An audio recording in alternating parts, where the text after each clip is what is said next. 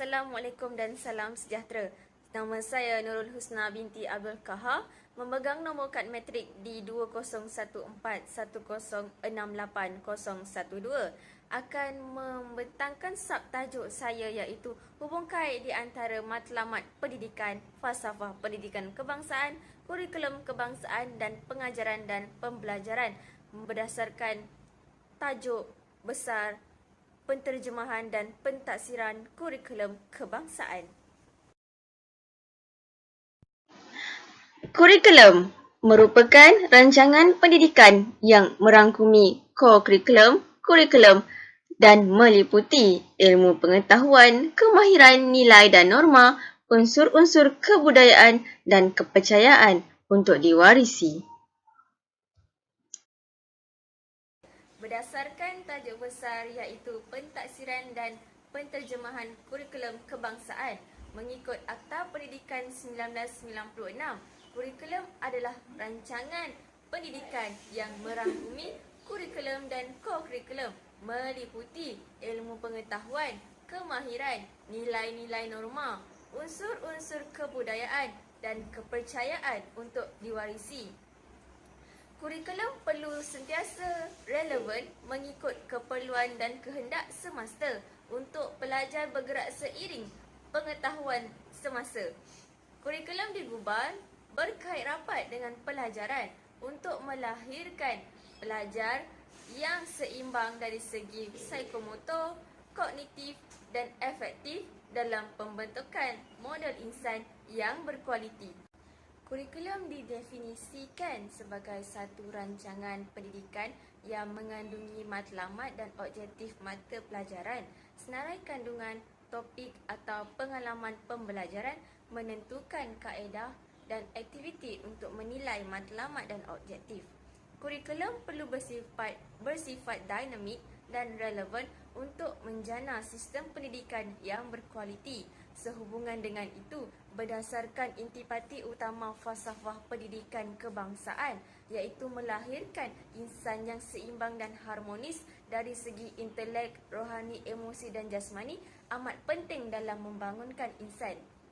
Penekanan terhadap domen kognitif, psikomotor dan efektif yang saya terangkan sebentar tadi perlu seimbang dan guru memainkan peranan yang penting untuk mengatur strategi dan memastikan perkembangan individu ini berjaya dan dinilai berdasarkan aspek penyampaian ilmu melalui penggubalan kurikulum yang dilakukan.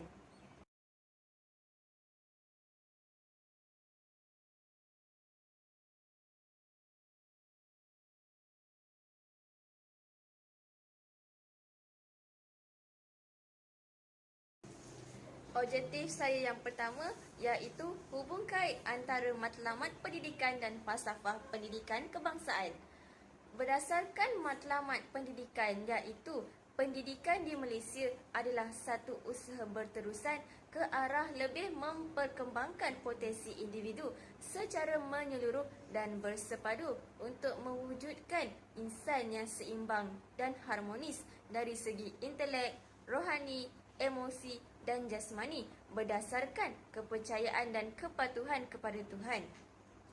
Usaha ini adalah bagi melahirkan rakyat Malaysia yang berilmu pengetahuan, berakhlak mulia, bertanggungjawab, berketerampilan dan berkeupayaan untuk mencapai kesejahteraan diri dan mampu memberi sumbangan terhadap keharmonian dan kemakmuran keluarga, masyarakat dan negara.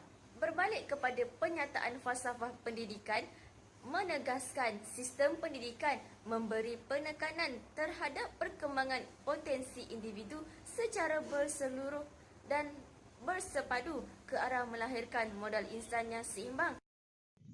Selain daripada perkembangan potensi individu secara menyeluruh dan seimbang melalui matlamat pendidikan, diharapkan Malaysia mampu untuk mencapai matlamat seperti yang pertama, melahirkan rakyat yang bertanggungjawab dan memenuhi kewajipan sebagai seorang warga negara. Yang kedua, menghasilkan rakyat yang progresif Yang ketiga, melahirkan warga negara yang memahami dan mengamalkan prinsip-prinsip demokrasi perlembagaan. Yang keempat, melahirkan rakyat yang taat setia kepada raja dan cintakan negara. Yang kelima, melahirkan rakyat yang memahami dan mengamalkan prinsip rukun negara. Yang keenam, mengurangkan jurang perbezaan antara kaum.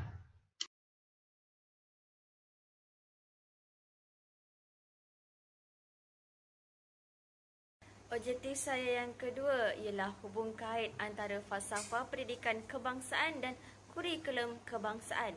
Kurikulum merupakan terjemahan falsafah pendidikan. Tanpa falsafah, satu kurikulum pendidikan tidak mempunyai asas dan hala tuju kurikulum adalah bergantung kepada falsafah pendidikan kebangsaan. Kurikulum kebangsaan turut dikenali sebagai kurikulum ideal atau kurikulum rasmi yang telah sempurna dibentuk oleh falsafah pendidikan kebangsaan, mengandungi ciri-ciri ideal dari segi matlamat, pelaksanaan dan penilaian.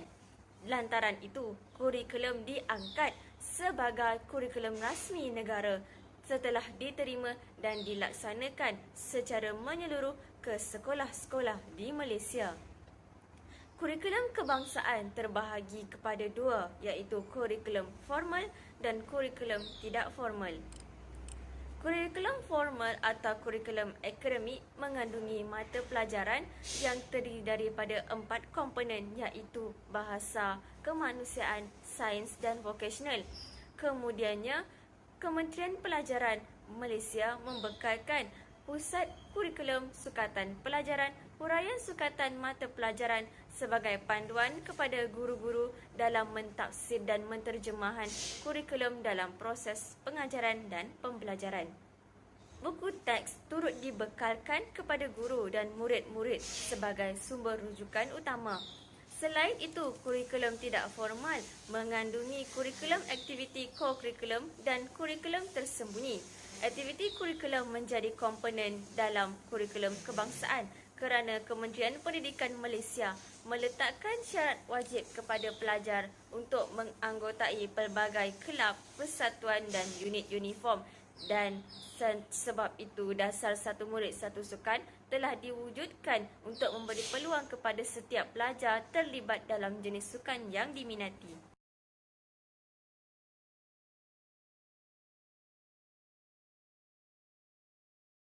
Objektif saya yang ketiga adalah hubung kait kurikulum kebangsaan dan pengajaran dan pembelajaran. Saya yakin bahawa kurikulum kebangsaan menjadi teras kepada sistem pendidikan Malaysia. Gambaran cita-cita dan hala tuju kurikulum kebangsaan berkait rapat dengan falsafah pendidikan, merupakan satu usaha dan perjuangan dalam pendidikan. Lantaran itu, pelaksanaan kurikulum kebangsaan yang mantap dan dilakukan dalam pengajaran dan pembelajaran, kecemerlangan pendidikan yang berkesan dapat dicapai. Penggumbalan falsafah pendidikan telah menghasilkan kurikulum bersepadu sekolah rendah pada tahun 1983. Pelaksanaan kurikulum KBSR dan KBSM merupakan susulan perubahan yang dilakukan oleh Jawatan Kuasa Kabinet berdasarkan pelaksanaan dasar pelajaran pada tahun 1979. Lantaran itu, pendidikan sekolah merendah yang mana guru memainkan peranan yang penting untuk memastikan murid-murid mendapat hasil yang optimum dalam proses pengajaran dan pembelajaran. Guru yang dapat mengenal pasti kebolehan dan kemampuan murid-murid, mereka sebagai guru mampu memilih aktiviti yang sesuai mengikut kemampuan dan kepelbagaian dalam proses pengajaran dan pembelajaran yang dapat dikembangkan secara aktif. Standard yang terkandung seperti kurikulum kebangsaan mampu membantu pelajar melalui proses pembelajaran dan pengajaran yang lancar. Seterusnya, kurikulum kebangsaan melaluinya proses pengajaran dan pembelajaran yang penyerapan ilmu mampu diterapkan dalam mata pelajaran dan mewujudkan keseronokan serta menarik minat pelajar untuk belajar dan memperkayakan maklumat yang sedia ada bagi merangsang pembelajaran mereka. Dapat disimpulkan di sini bahawa pengajaran dan pembelajaran mempunyai perkaitan dengan kurikulum kebangsaan yang dalam usaha untuk melahirkan modal insan yang seimbang dan perkembangan potensi individu secara menyeluruh dan bersepadu dapat dicapai. Dapat dikonkludkan di sini bahawa kejayaan dan keberkesanan hubung kait antara matlamat pendidikan, falsafah pendidikan kebangsaan, kurikulum kebangsaan dan pengajaran dan pembelajaran bergantung kepada perancangan, pemantauan, penilaian yang dilakukan secara berterusan. Pelaksanaan pembelajaran yang sempurna dalam sistem pendidikan mampu untuk melahirkan warga negara Malaysia yang dihasratkan seperti falsafah pendidikan kebangsaan. Berdasarkan konsep pengajaran dan pembelajaran yang dilakukan oleh guru-guru mampu untuk menghasilkan pelajar yang seimbang dari segi intelek, rohani, emosi dan jasmani dan mencapai matlamat pendidikan untuk merealisasikan cita-cita negara dalam aspek pendidikan.